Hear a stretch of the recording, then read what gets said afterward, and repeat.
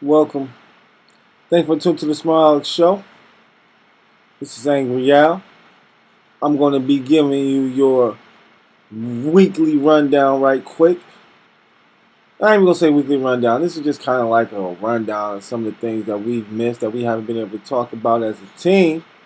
But we're going through things, man. Right now, it's a lot going on with a lot of different things, a lot of birthdays coming up, holidays coming up. But we're going to try to still keep you with some content every week, keep you updated, and just keep it fresh for you guys. You know what I mean? We appreciate you checking us out. You could have been anywhere in the world, but you're here with us. So we're gonna keep it moving, man. We're gonna keep it moving. So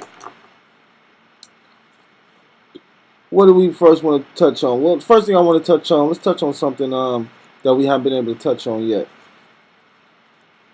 The whole Botham Jean thing, R.I.P. that young man. And Amber, who got 10 years for actually killing a man in cold blood. Killing a man in cold blood as well as killing him in his own house. So she killed him in cold blood in his own house. It only got 10 years. Didn't get life. Only got 10 years. So I personally don't think that sentence was long enough. She should have got life. Just for the simple fact you took somebody else's life. And you did it on purpose, but you're trying to play it off like an accident. And they're saying, well, because it was an accident, we're not going to, be as hard on you. Ah, man, come on, man. So now we can accidentally shoot each other and it not be nothing. So if I accidentally shoot somebody and kill them, you gonna really take into consideration that, it was an accident? Well, we know not for me because I'm black. But, that just goes to show how deep the white supremacy and white privilege runs. And don't get me wrong, with this one, it was more white privilege than white supremacy. The fact that she had white skin is the reason why these black individuals, in my opinion, gave her so much compassion and forgiveness and, I want to forgive you. I just wanted to hear you say sorry. Yo, I lost my brother. Really? I guarantee if that would have been a black woman who killed his brother, oh my God, she probably would have called her all type of bitches and hoes and said she wasn't shit and wish she was dead, everything else. And the reason I say that is because once again, we have been conditioned to look at the white man as God. We've been conditioned to look at the white man as our Savior, as Jesus. Why? Because if you go into every black fucking church, now maybe not now, I'm quite sure a lot of churches have got with the times, but there's a lot of churches who haven't, and there's a lot of churches who won't because they feel as though this is the truth, which is Jesus was white and your Savior is a white man. So, that's a whole different story for a whole different day. But you have to look at that and take that into consideration when you see these individuals hugging this murderer. Because that's what she is, a murderer. She killed somebody cold blood with no remorse or pity. Okay? No remorse or pity. Okay? She didn't call the cops. She didn't call the ambulance. She could have saved his life. She could have literally saved this man's life by just calling the ambulance. And being a hysterical white woman on the phone, the police would have got there in probably less than 10 minutes. Might have been able to revive the young man. But no, she goes off, leaves, calls somebody else, not the police, not the ambulance. You know what I'm saying? But we give this bitch 10 years, and then on top of that, we fucking hug her and console her and make her feel like it's okay. Oh, it's okay. Oh, I forgive you. Don't worry about it. That's basically what you're saying. Don't worry about it, man. Hey, you killed my brother. Don't worry about it. It's all right. It's cool. You know, he's a good guy. It's all right. Don't worry. You're a good woman though, so it's cool. He's gone. As long as you're okay. As long as I don't want you to do any time. You don't want her to do any time. Like it. I couldn't post on it because it was hard for me to process, and I really think that there's more to the story that they're that they're letting out, or more to the story that she didn't tell, because it's still so hard for me to believe that you walked up into this house and did not know that man was in that house. That you walked up into that house and literally thought it was your house and literally pulled the gun out and shot somebody in their own fucking house. No struggle. No, hey, what's going on? You literally knew that what you had to have known that was not your house. So that's why I say I think there's more to this story than what they're saying, and they just don't want to release it. You know what I mean? Because this is just unreal. You know, I stay in a 2-family, and I don't leave my doors unlocked. And I know people who live in apartments who never leave their doors unlocked. So that's another thing that really just kind of makes me feel like there's more to the story, because I've lived in an apartment building, and I'm not going to lie to you, I've went to the wrong door. I'm not going to say numerous times, maybe once or twice in like 5-year, 10-year span. But, you go to the wrong door, and as soon as you look up, because see, that's what you do. When you're at the wrong door, you look up, because first off, your key should not work. And once again, your door should be locked. So if you pull your key out and try to put it in and it don't work, the thing that you do is you immediately look up at your address, at your door number. Oh shit, this ain't my phone. Oh my God. You know what I'm saying? And that's the reaction that you have when you look down. Oh, I can't, what the fuck? Why my key ain't working? Look up. Oh shit, this ain't my fucking house. Let me get the fuck out of here. That's how that plays out. It doesn't play out as my key don't work. Oh, my door's unlocked. Like that in itself would have made me skeptical. Why, when I come home to an unlocked door, why is my door unlocked? That's what would have been my whole thought. Like, damn, I didn't lock my door leaving my house. Wait a minute. This ain't my house. You feel me? It's so many times. There's so many times that she could have said,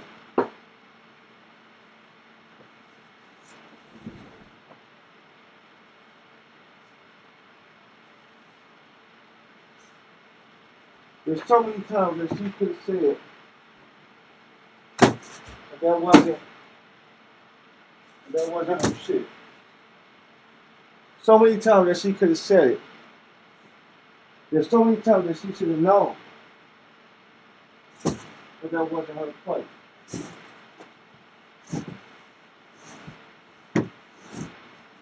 So many times that she should have known. There was more than one time that she should have known that wasn't her spot.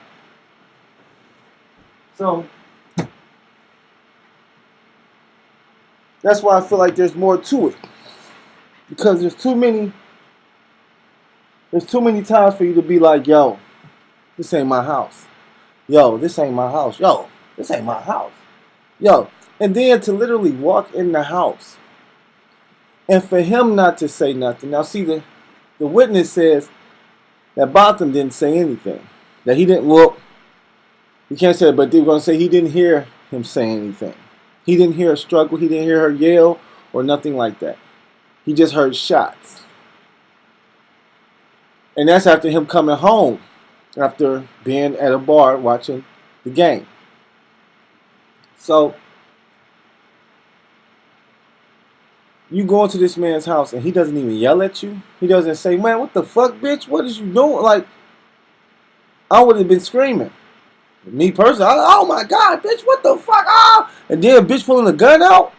Oh, I would have been livid. Oh, she got a gun. She gonna have to kill me. Oh, it would have been crazy. I'm telling you, everybody would have heard everything. You understand what I'm saying? Everybody on at least the next 2-3 floors would have heard not just the gunshot. They would have heard me screaming. They would have heard me saying, "Bitch, what are you doing in my house?" Like you would have heard everything.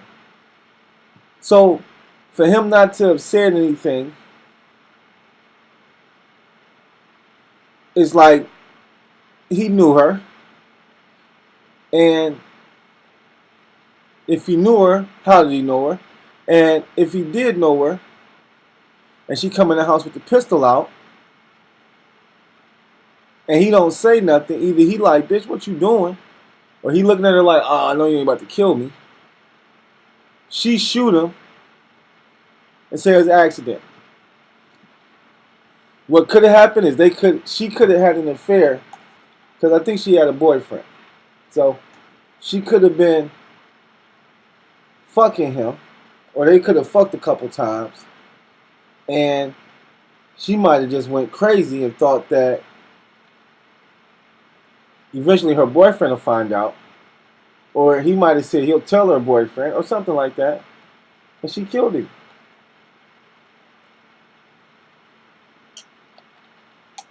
I'm telling you, that's what it is. This is too stupid for us to believe it. For me, this is too stupid for me to believe it. I can't believe that she's that dumb. Now, don't get me wrong. I know white people are stupid.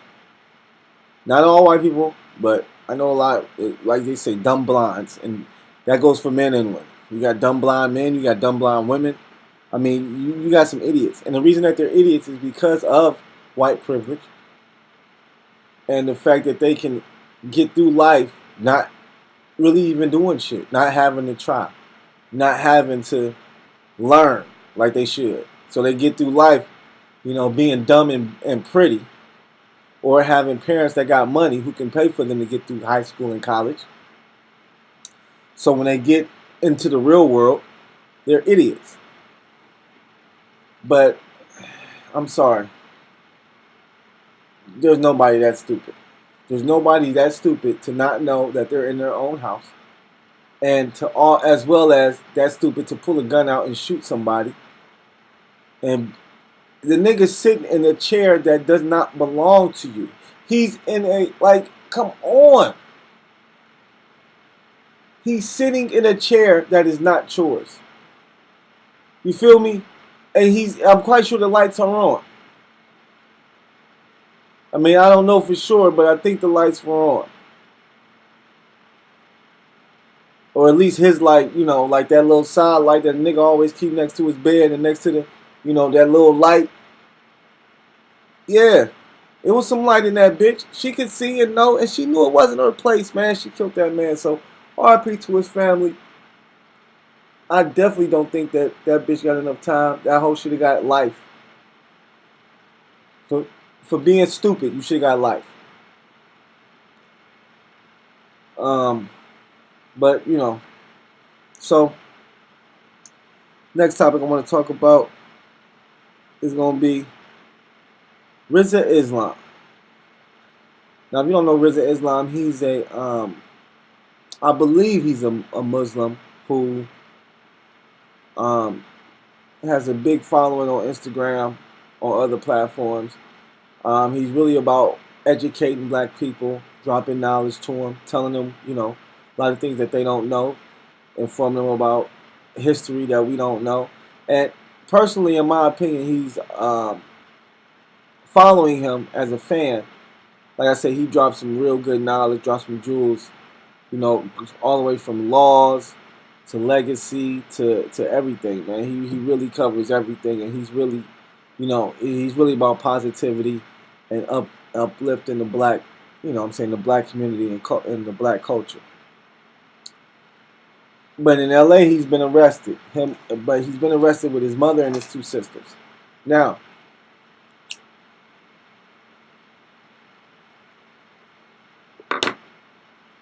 from what I've read, Rizza himself hasn't personally done anything wrong. What is going on here is they're stating that his mother has been doing sophisticated fraud, like basically insurance fraud, because she's been saying that she's been having kids going to a drug rehabilitation program that they're saying is a fraudulent program, and the kids that are going aren't even addicted to drugs, like that type of shit. Like she's just and you know and she has like ghostwriters write up fake diagnoses and fake information about the kids and shit like that, and to have sent off to, I guess, the insurance companies or whatever. We call it Medi-Cal in California. So I guess that's like Medicaid or Medicare. So, that's the charge, right? The charge is fraud right now, right? And it's not little fraud. They're saying they didn't defrauded the taxpayers, insurance companies, things of that nature, like I think it was like $3.5 or $3.4 million. So it's not little money. So that's the charge. From what I understand, the reason that they're in jail, though, is different. The reason that they are in jail is for contempt of court. I'm guessing, at some point in time during their hearings, I guess, I know when I read from one of, I don't remember exactly what source it was. I think it might have been, I'm not even going to say because I don't want to say the wrong source, but I'll just say what it was. In one of the articles, it was stating that I guess the Rizza Islam's mother was talking to the judge, and the judge told her to be quiet, and she kept talking after he told her to be quiet, or whatever the case may be. And I'm guessing from there, Rizza Islam was basically in the same position where, he's talking, and the judge is like, be quiet, and they kept talking after the judge said be quiet. So that's why they're locked up, for contempt of court. Now, they only did 5 days, and I think the 5 days they already got time served for. So now they're in jail with bonds.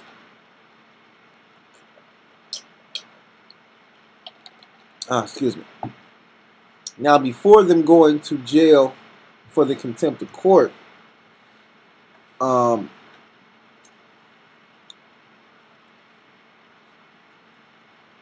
other issue they were having is with their lawyers. Now, they don't want their lawyers, right? Because they're saying their lawyers, they're basically stating they can defend themselves. And the reason they're saying that they can defend themselves is because they're claiming sovereignty. And if you know what sovereignty is, you probably have to look that up, but that's basically when you claim dependence or independence from the country. You say basically, I'm my own man. You don't have a social, you don't have none of that shit.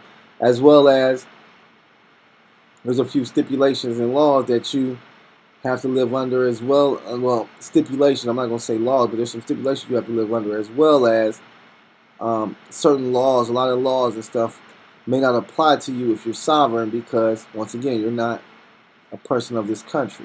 So certain things don't apply to you. So that's basically the stance that Rizza Islam and his mom are taking. So what it comes down to is certain things that they want done. Now, what they want is they don't want their lawyers, and their lawyers don't want them. Like, their lawyers want to resign. Like, I read that. Like, the lawyers basically are like, yo, we're not trying to fuck with this case. We cool. And Rizza Islam and his mom are like, well, fuck them. We don't want the lawyers any fucking way. We can defend ourselves. But in order to do that, you have to sign this piece of paper. And when you sign that piece of paper, you're basically stating that you are the person who's on that piece of paper. Therefore, not taking your sovereignty away, but admitting that basically you are the person that they say you are, and therefore you did the crimes that they say you did. Now, my issue with this is there's a few things with this. All right, first and foremost, I know off the top of my head that this can all be the government setting them up for a fall, basically making it seem like, oh, you trying to defraud them and make his word invaluable, as well as make it hard for them to even get their word out. Because in my opinion, if you are considering yourself sovereign, I don't really think you can be sovereign and like be on the internet and shit like that. Well, maybe you can, maybe you can't. Maybe with satellite internet, I guess you could probably be sovereign and be on satellite internet or something like that. Maybe, but satellite internet is the slowest fucking internet you can get. So even if you were on it, that shit would be horrible. You know what I'm saying? Because you wouldn't be able to do shit on it for real. But you know, that's neither here nor there. Regardless, if you're sovereign, you're not on the grid. You're off the grid basically. When you're sovereign, you're told you're just not. You don't have a social, none of that shit. So it's just it's a totally different way of living. But it's something that anybody can do. You just got to do it right. And then once again, when you do it, you got to make sure that you follow the rules and regulations that are still there for sovereign people, because you have to do certain things. I mean, even when it comes to being sovereign, even when you get pulled over, you have to know what to say. Like, you can't just get pulled over and be like, yeah, man, nigga, I'm sovereign. You can't fuck with me. No, like, there's certain things that you have to say. There's a certain way you have to handle the situation if you're sovereign. If you don't handle the situation the way that a sovereign person is supposed to handle the situation, then you're not going to be treated as sovereign. You're going to be treated as a normal fucking citizen that's trying to act like they're sovereign. So being sovereign is a big deal. So, you know, that's one thing that they're going through right now, which is making it hard for Rizza Islam to probably get out of jail. But right now, from what I see, they have set bonds for his mother and him. So it's just, I guess, probably a matter of time before they get the money and they're able to get out. And then once they're out, we could probably hear a little bit more from Rizza if, you know, he can talk about it. He may not be able to, because it is a fraud case. It is, you know, it is a big deal. Like $3.4 million in fraud. That's not no bullshit. And then, you know, you can't be preaching about uplifting your people when you over here, you know, taking advantage of us. You know what I'm saying? Using us so that you can make money. So, but once again, I don't think that's what it is. You know, like I say, everything that I follow Rizza Islam doing, I don't know him personally, but you know, the knowledge that he drops and the things that he speak about, I really couldn't see him doing anything like this. But can I see the government coming in and being like, oh yeah, what you guys are doing is fraudulent. Yeah, this shit is fake. You guys aren't doing it right. Absolutely, because that's the type of shit the government does, especially when you aren't, you know, walking that straight and narrow like they want you to. Because see, one thing about it is that if you out here getting money, they'll let you get the money as long as you do what the fuck it takes to do. You know, to the point where, yeah, go out there and march and tell them that, you know, all lives matter. I mean, Black Lives Matter, shit like that. Yeah, do all that good shit. And while we over here doing this about Black Lives Matter and shit like that, they over there making sure that their, you know, children are established for generations. You know what I mean? Like, oh yeah, you go over here and do that. We're gonna go over here and do this. We got this nonprofit going for All Lives Matter, taking in 1 million donations. You know, this, that, and this, that, and that. While we over here thinking that we doing something, they're over there doing it 10 times better. Okay, getting 10 times more support because of the color of their skin. But I'm getting off topic. Back on topic, Rizza Islam. So, the Rizza Islam story is something that you just have to read into yourself to really, really realize and recognize what they're doing. But One word that you may see a lot that's going to come up is the word narconon. And I had to look that up. Because, see, another thing about this shit is that his mother is into Scientology. I think he may have been into Scientology too at one point in time. So Scientology has something to do with this as well. Now, what they're saying that they were doing, this rehab that they're talking about, is it considered a Scientology rehab? It's called narconon. And it basically means no drugs. And it's considered a highly effective drug-free withdrawal, detoxification, and rehabilitation program which utilizes techniques developed by L. Ron Hubbard. Narconon, meaning no drugs, began as a grassroots movement in the mid-1960s when an inmate at the Arizona State Prison solved his own drug problems using principles found in one of L.R. Hubbard's books. He then used those same principles to help solve drug-related problems for fellow inmates. Excuse me. So that's basically what it is, a rehabilitation program. And they're saying that they were using this rehabilitation program and defrauding the insurance company Medi-Cal. And like I said, I just gave you the meaning of what it is. So I don't know how they would defraud anybody if that's what they were doing, if they already got a label for it and everything. If this is what you're doing. Well, I guess what they're saying is the kids that they were getting for the rehab program, I guess because they weren't having a lot of, people to do it. So they're saying the people that they were getting to do it were basically,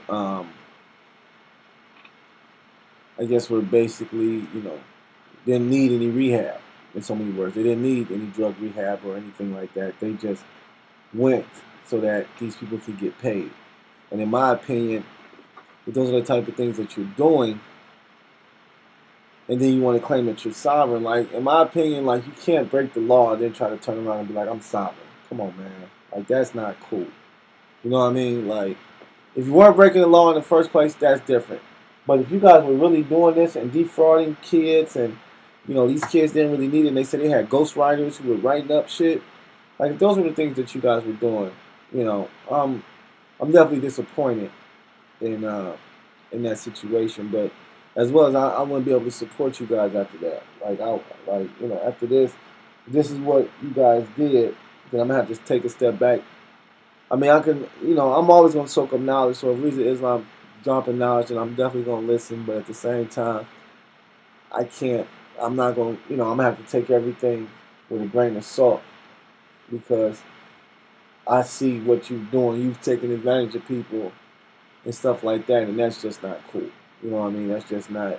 You're somebody who talks about uplifting the black people and the black culture, but then on the back end side, you're defrauding us. You're stealing from. Well, I don't give a fuck about stealing from an insurance company, but once again, if you're stealing from the insurance company and you know that's what you're doing, then you really can't say that you're sovereign. Turn around and be like, yeah, I was stealing, but I was sovereign. So it's cool. You can't prosecute me. You can't do nothing to me. So we'll see how it plays out because that's basically what it's supposed to be. Like, yo, I'm sovereign. You can't do nothing to me. You can't prosecute me even though I broke these laws. So we'll see how this plays out. I will keep you guys updated. But yeah, I mean, make sure you check out the website, www.thesmartalecs.com. Make sure you click the link. Make sure you click the like button. I'm sorry. Make sure you click the like button. Make sure you click the subscribe button. Hit the little notification so you get a notification every time you put up new material. We're going to keep it moving. We're going to keep it popping. You know what it is. Angry Al, Smartalecs Podcast. Thanks for tuning in. And until next time, peace.